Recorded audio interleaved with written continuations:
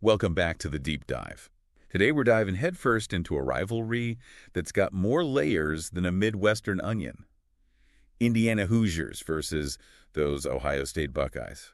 Yeah, and on the surface, it's that classic underdog story. Oh, absolutely. Gotta love that David versus Goliath vibe. But there's more to it, a lot more. Oh, yeah. Way more than just wins and losses. We're talking history, tradition, two totally different programs clashing on the gridiron. Yeah, what's fascinating right off the bat is how different these programs are. Yeah. They represent two totally different approaches to success in college football. You got Ohio State, built on a legacy of national championships and, Heisman Trophy winners galore. That's true. It's true. You can't talk Ohio State without mentioning those legends, right? Archie Griffin, the only two-time Heisman winner in history. Yeah, for sure. Eddie George went on to just crush it in the NFL. Right, but it's not just about those individual stars, though. No. It's a system built on recruiting the top high school talent year after year, coaching staff that knows how to develop that talent, and that culture where winning is just expected. So it's like this self-perpetuating machine. Precisely. Okay, so Ohio State, it's like this well-oiled machine. They're just designed to win. Right. But then you got Indiana. Yeah. And they've had their moments. Right. Absolutely. Absolutely. But how is their approach different?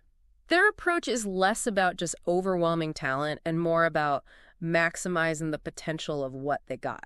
Okay, I'm intrigued. Tell me more, because I know Coach Tom Allen's been building something special there. Right. Especially with that whole LEO philosophy, love each other.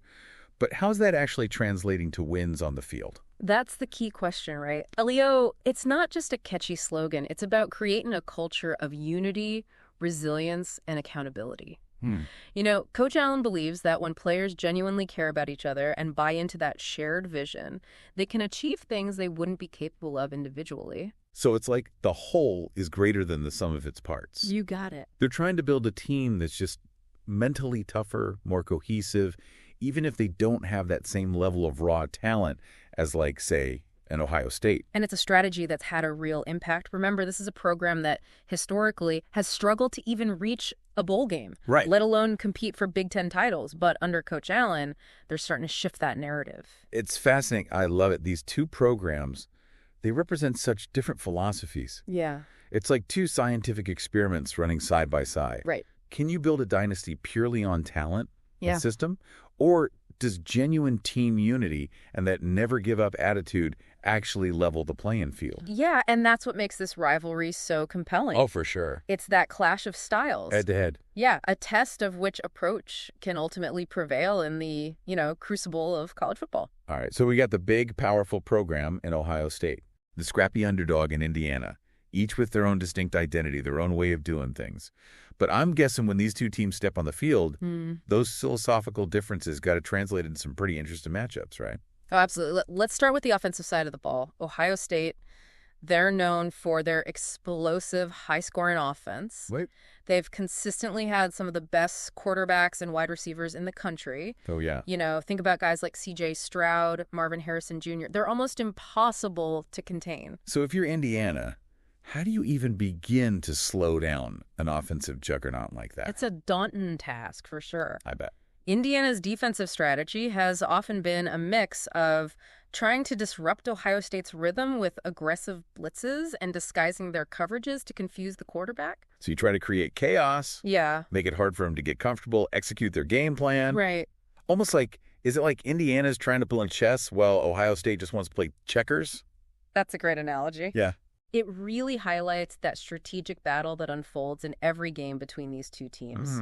Indiana knows they can't just line up and try to match Ohio State's athleticism. Great. So they got to be more creative, more unpredictable. I love to see. This is where it gets really interesting for me. We've talked about the contrast in programs, the different philosophies, but I want to hear about those moments where it all comes to life on the field.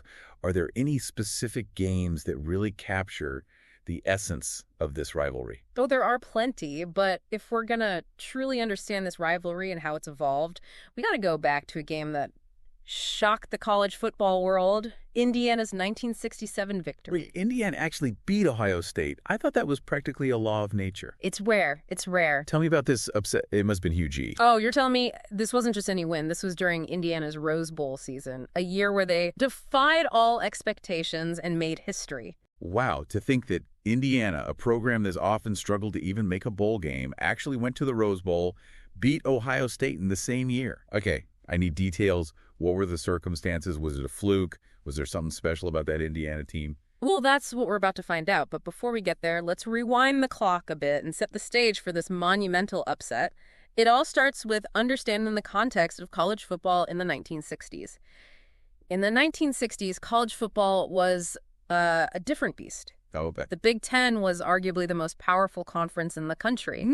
And Ohio State, under legendary coach Woody Hayes, was a perennial powerhouse. Woody Hayes. Yeah. That name is like synonymous with Ohio State football. Wasn't he known for that fiery personality and that iconic hat he always wore? Exactly. Larger-than-life figure, demanding coach. Oh, yeah. Instilled a culture of discipline and toughness in his players. Ohio State under Hayes, that was a team you simply didn't expect to lose to, especially not to a team like Indiana. So you're telling me that Indiana, in their Rose Bowl year, managed to topple the mighty Ohio State, coached by Woody Hayes. Okay, I need to know how they pulled that off. What was the game like? Was it close? Did Indiana just completely dominate? Well, the game itself was a defensive struggle, a far cry from the high-scoring affairs we often see today. Yeah. Final score was 19-14. Ooh, 1914. Indiana holded on for dear life in the final minutes. That's a nail-biter. I can only imagine the tension in that stadium as the clock ticked down. But what were the key factors? What allowed Indiana to pull off this upset? Was it their defense? Did they manage to shut down Ohio State's offense? Defense was definitely a huge part of it. Indiana's defense, they played with an intensity and discipline that seemed to rattle Ohio State. They forced a couple key turnovers, and their defensive line, they were able to get pressure on Ohio State's quarterback, disrupting their passing game. It sounds like that LEO philosophy might have been a factor here. Did that underdog mentality, that sense of unity, that resilience, you think that gave them an edge against a team like Ohio State, a team that was probably used to just steamrolling over their opponents?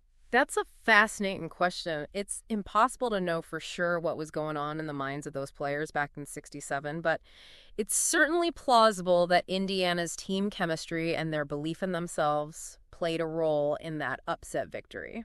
So you mentioned this game was part of Indiana's Rose Bowl season. That must have been an incredible year for the Hoosiers. What else can you tell us about that season? What made it so special? Well, the Rose Bowl was a huge deal back then. It was considered the pinnacle of college football success. And for a program like Indiana, Right. it was a once-in-a-lifetime achievement. They finished the regular season with a 9-1 record. Wow. Their only loss coming against Purdue in the final game. So even though they lost to Purdue, they still went to the Rose Bowl. Yeah. How does that work? Didn't Purdue also have a shot at the Rose Bowl after beating Indiana? Yes, but back then, the Big Ten had a rule that prohibited a team from going to the Rose Bowl in consecutive years. Purdue had gone the previous year, so even though they beat Indiana, the Rose Bowl bid went to the Hoosiers. Wow, that's a rule you don't see anymore, so Indiana gets to go to the Rose Bowl after this historic season that includes a victory over Ohio State. What was the Rose Bowl experience like for them? Did they manage to pull off another upset? Unfortunately, the Rose Bowl didn't go their way. They faced off against the powerhouse USC Trojans, led by legendary running back O.J. Simpson, and lost 14-3. Oh, so close. But still, what an accomplishment for Indiana to beat Ohio State and go to the Rose Bowl in the same year. Right. That's something that Hoosier fans are probably still talking about today. Absolutely. It's a testament to what can happen when a team comes together, believes in itself, and plays with heart and determination. It's a reminder that even in a sport dominated by powerhouses like Ohio State, anything is possible on any given Saturday. Exactly. That's why we love college football. Right. The upsets, the drama, the moments that defy expectations. Okay, so we've established that Indiana can pull off the upset, but let's be honest, those victories, few and far between. Yeah, For the most part, Ohio State has dominated this rivalry over the years. for sure. Yeah, is there a particular game that really showcases Ohio State's power and why they've been so consistently successful? Well, if you want to see offensive fireworks, a game that went down to the wire, look no further than the 2012 matchup. Okay. This one ended with a score of 52-49. 52-49. That's not a football score. That's a basketball score. Yeah. Tell me everything. What made this game so memorable? It was a back-and-forth battle from start to finish. Both offenses were clicking. Quarterbacks were making incredible throws. Receivers making highlight reel catches. I can only imagine the atmosphere in the stadium. Were you there? What was it like witnessing this offensive explosion in person? I wasn't at that particular game, but I've seen plenty of footage and heard countless stories from people who were there. Yeah. They described it as an absolute roller coaster of emotions. It must have been hard for fans to even catch their breath with both teams trading touchdowns like that, who ultimately came out on top. How did Ohio State manage to edge out Indiana in such a high-scoring affair? Ohio State ultimately won, but it came down to the final seconds. They had a late-game drive that culminated in a field goal as time expired. So even in a game where Indiana put up 49 points, they still couldn't quite get over the hump against Ohio State. Seems like that's been a recurring theme in this rivalry. It has, but even in those losses, Indiana has shown flashes of brilliance and a willingness to fight until the very end. That's the thing about rivalries like this, right? Even when the outcome seems predictable, there's always a chance for those moments that surprise you, those plays that make you jump out of your seat. Absolutely, and that's what keeps the fans coming back year after year. It's Yeah. the hope, the anticipation, the possibility that this time something truly special might happen. Speaking of special moments, I know there was another game in recent memory, the 2020 matchup, that had everyone talking even though Indiana ended up losing. What was it about that game that made it stand out?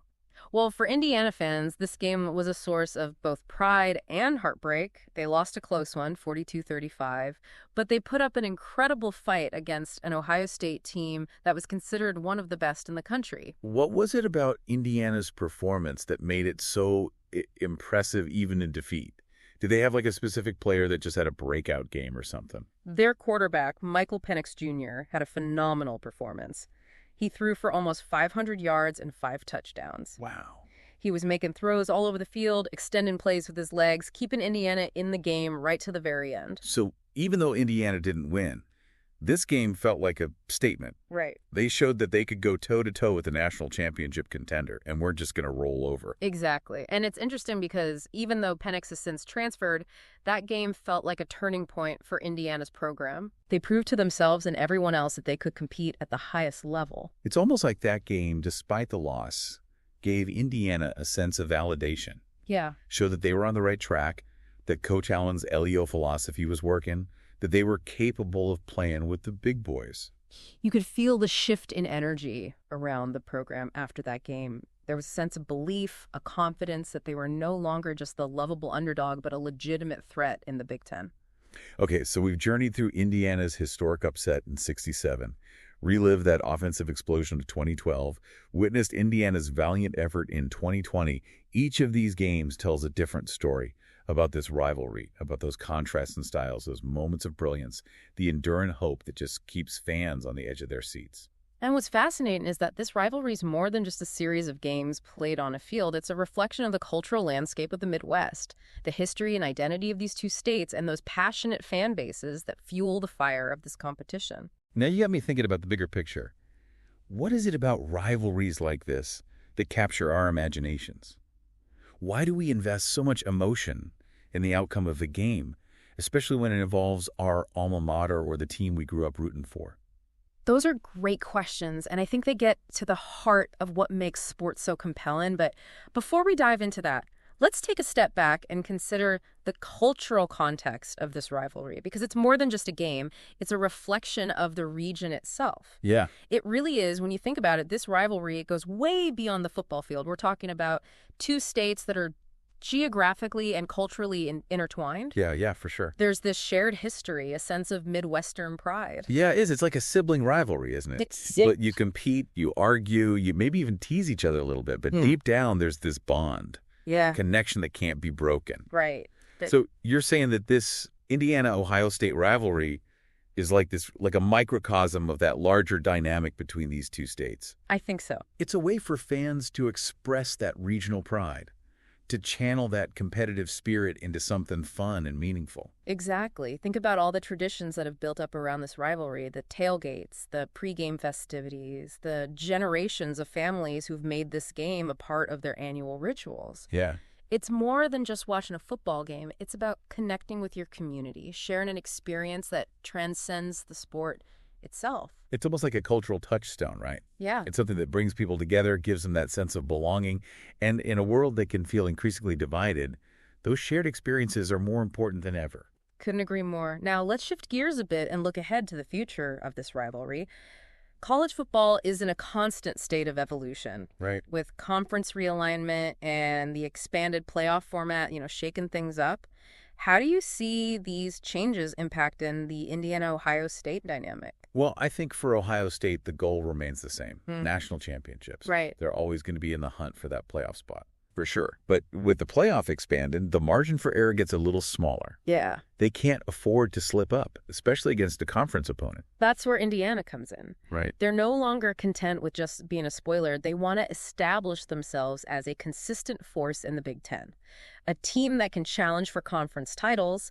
And what better way to prove their legitimacy than by knocking off the perennial powerhouse in their own division? So the stakes are getting higher for both teams. Yeah. For Ohio State, maintaining that dominance, proving they're still the kings of the Big Ten. And for Indiana, taking that next step, showing the college football world that they're a program on the rise. Absolutely. And this brings us back to that question that's been lingering in the background throughout our deep dive. Will Indiana ever break through and defeat Ohio State again? It feels like we've explored so many aspects of this rivalry, the historical context, the contrast in styles, those unforgettable moments. But that one question just hangs in the air. Yeah. It's like it's the ultimate test for Indiana. Right. The final boss they need to defeat to truly prove their arrival. It's the dream, isn't it? For Indiana fans, it's about more than just winning a game. It's about conquering that psychological hurdle, Right. exercising those decades of frustration, finally stepping out of the shadow of their biggest rival. Man, it would be a seismic shift in the college football landscape if Indiana could beat Ohio State. Oh, yeah. It would send shockwaves through the Big Ten and beyond.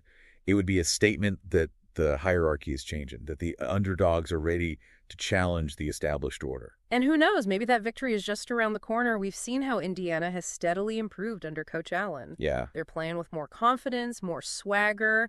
They got a system in place that's built for sustained success. Maybe all they need is that one breakthrough moment, that one signature win to truly ignite their program. And what better opponent to target than the team that has dominated them for so long?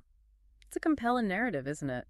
The underdog rising up to slay the giant. It's a story that's captivated sports fans for centuries, and it's one that could very well play out in the future of this rivalry. I think you've hit on something really important here. It's not just about the wins and losses. It's about the stories we tell ourselves, the narratives that give meaning to these games. And in this case, with the Indiana-Ohio State rivalry, there's this sense that the story isn't finished yet. It's not over. There's still a chapter waiting to be written. Who knows what that chapter will hold? Maybe it's a story of continued dominance for Ohio State. Maybe it's a tale of redemption for Indiana, a moment where they finally rewrite the script and claim their place among the elite.